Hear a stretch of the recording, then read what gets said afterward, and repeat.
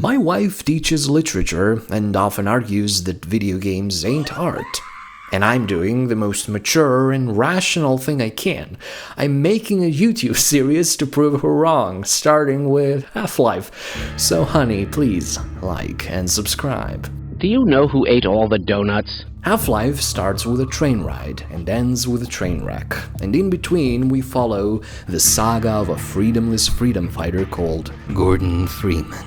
That's my G-Man impression, but you don't know who that is. We'll get there. I have recommended your services to my...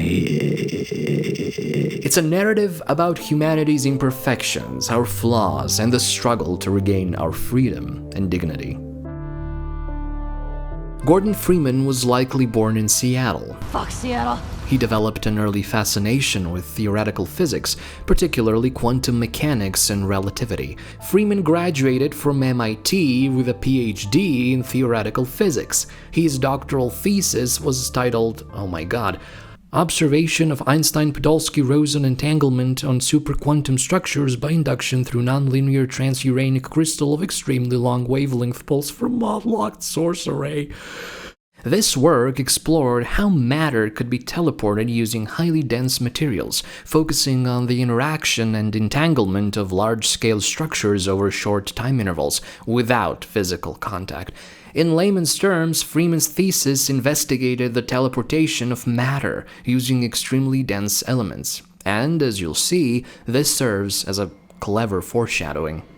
And so we find Gordon Freeman on a train, 30 minutes late for work, heading towards the heart of the Black Mesa research facility. The day is beautiful, and the temperature is pleasant. Freeman is about to conduct an experiment with an alien crystal. However, the experiment goes awry, triggering a resonance cascade that ruptures the space-time continuum and allows alien forces to invade the Black Mesa research facility. Right from the start, you can see that this layered storytelling is reminiscent of Stephen King's The Mist. A door has been opened to an alien world, and now the military is coming in to clean up the mess. As a capable survivor, Freeman must fight his way through the Black Mesa hallways, confronting aliens, soldiers, and the Black Ops team.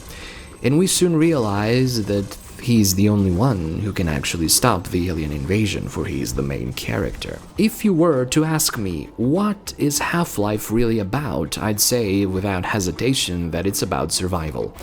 And I don't just mean the survival of the main character. The aliens are invading Earth because they're fleeing from a more powerful aggressor. Humans are trying to survive the alien invasion, and you are surviving the soldiers' onslaught. Everyone is grappling with survival.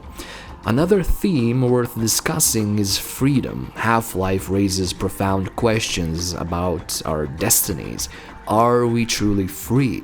Did Gordon come to Black Mesa of his own accord, or were events simply orchestrated to align with some greater plan? The game uses trains and train tracks as a metaphor for this concept. The aliens are invading from a world we call Zen. They're escaping from an oppressor, and when Freeman goes to Zen, he manages to defeat the oppressive being. However, his reward is a dismal revelation. He was being observed and manipulated this whole time, railroaded by a force so great and powerful that it defies comprehension. After defeating the oppressive entity that was the Nihilith, Freeman encounters an even more powerful force, the G-Man. The mysterious figure strips Freeman of all his weapons, thanks him for being a crucial pawn in the grand scheme, and places him in stasis for future use. Gordon Freeman begins his journey on a train, unaware that his freedom was merely an illusion. He ends up on a different train, drifting through space and time, now fully aware that he never had control over anything. The reality is peeled away, leaving nothing but vast emptiness. The magic trick is over. Everything that happened at Black Mesa was predestined, arranged as a part of a larger plan. Freeman was merely a prop on the stage of life, and no matter how free he seemed or how his actions appeared to be his own, a lie will remain a lie. Freeman, you fool! Half-Life 2 is the greatest game ever made, with a story that should be taught to children. And what a story it is. It's a saga about reclaiming freedom and our own humanity, celebrating the beauty of being human with all our flaws and imperfections. It's about fighting for the elusive concept of freedom and hope, even when reality seems bleak and futile. Half-Life 2 begins with a train ride. 20 years after the resonance cascade at Black Mesa, humanity is enslaved by an alien oppressor known as the Combine. The Combine merge living organisms, tissue, metal, and technology, creating a unified ecosystem where there's no freedom and everything is controlled and predestined. They represent the very essence of a world devoid of freedom and hope, and now they are our masters. To grasp just how horrifying the Combine's reign of terror really is, look no further than the suppression field. This nightmarish technology effectively halts human reproduction by preventing the formation of protein chains important to embryonic development, as Dr. Kleiner explains. One of the most chilling moments in the game is at the start when you visit a children's playground. It's eerily silent, filled only with the whispers and echoes of happier times. There are no children here anymore, just a filthy doll lying on the ground. You can pick it up, but it's clear that no one cares about it anymore.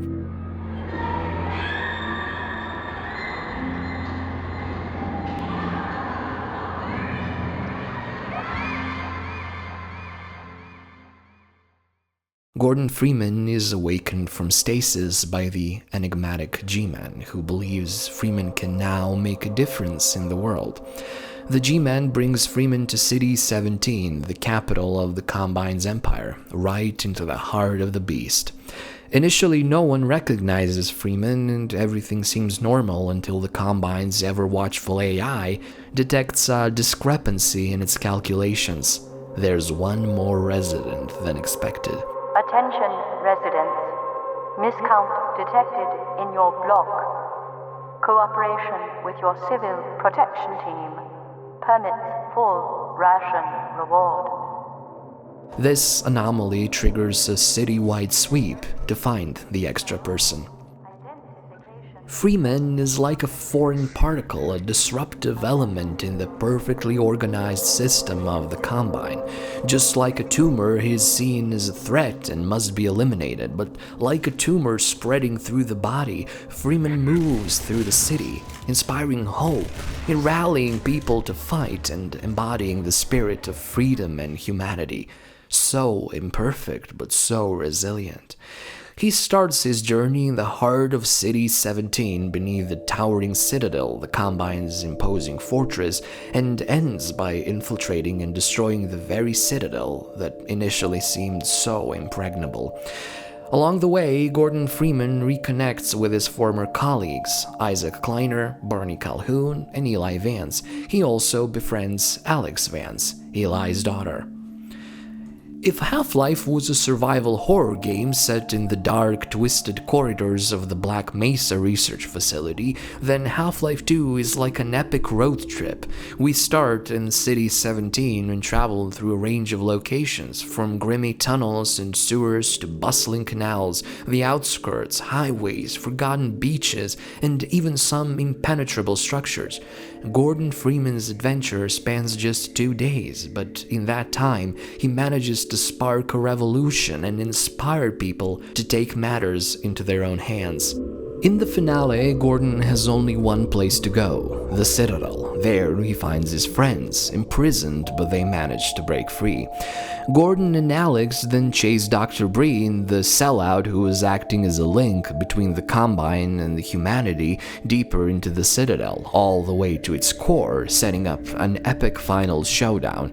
This boss fight is a power fantasy like no other. You finally feel unstoppable and free, landing the final blow and watching the energy sphere come crashing down, along with the traitor who betrayed all of humanity. Alex is overjoyed, and it feels like freedom is within reach. You've taken control, you've conquered everything. But then everything freezes. The G-Man appears and the crushing truth hits you again. You were never truly free. You were just a pawn in someone else's game. The hope you ignited in others was part of a predestined plan. In the end, you did nothing. You accomplished nothing. Shouldn't we be, doing something? You are nothing. Half-Life 2 Episode 1 often gets flagged for being the shortest game in the franchise, but I think it has a brilliant, if somewhat vague, story.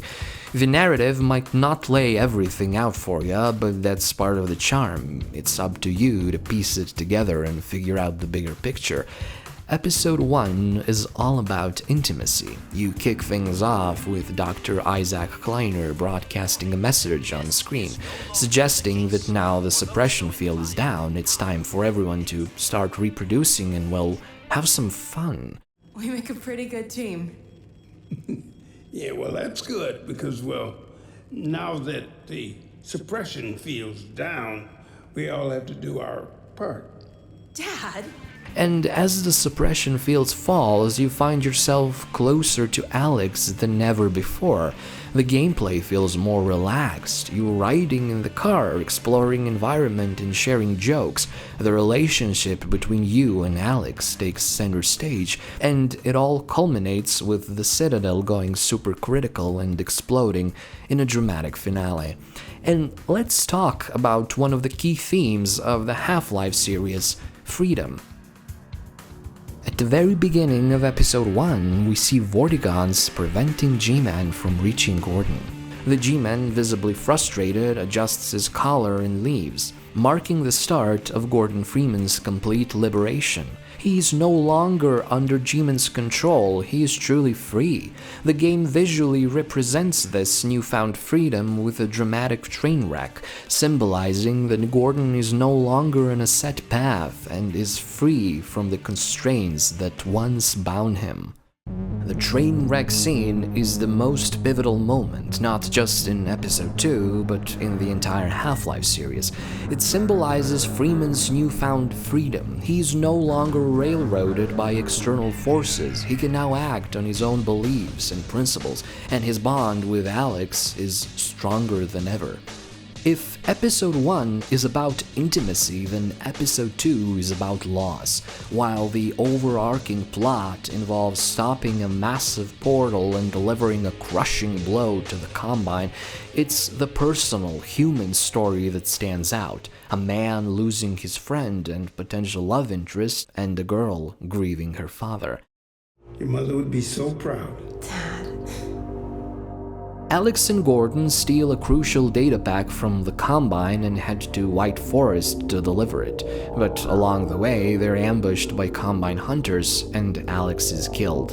Gordon's quest then becomes a race to gather materials so the Vortigaunts can revive Alex. Meanwhile, the G-Man is visibly displeased. His plans are unraveling and he must step in to realign the pieces. Gordon, Alex, Eli, and everyone involved. As Alex lies lifeless on the table, the G-Man leans in and whispers, "Prepare for the unforeseen consequences."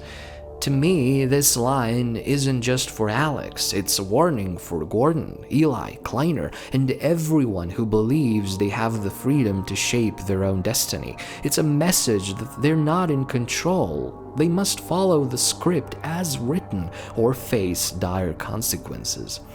And that's exactly what happens. By the end of Episode 2, Eli Vance is killed by a Combine advisor, a horrific, hyper-intelligent being. The game ends with Alex mourning over her father's lifeless body. The G-Man has rearranged the pieces according to his plan. It's all falling into place just as he intended. This cliffhanger was the last we heard from Half-Life for 13 years until the release of Half-Life Alyx, which retconned this ending and was a VR title. Fans generally have mixed feelings about this cliffhanger, but I think it works as a final, chilling warning to Gordon and Alex. Don't mess with the predestined plan or you'll face the unforeseen consequences. It would have been fascinating to see Gordon and Alex defy these constraints in episode 3, pushing back against the G-Man and rewriting their own destiny. Unfortunately, episode 3 never came to be, leaving Half-Life as an unfinished masterpiece, much like Kafka's America, which I know is one of your favorite books. This is a story without a definitive ending, and it's likely to remain that way, but even in its unfinished state, it becomes a powerful narrative about our imperfections, our flaws, and the struggle to regain our freedom and dignity. See, honey, freedom is what makes life full and meaningful. Without freedom, you're not truly living a good or complete life. You are merely living a half-life.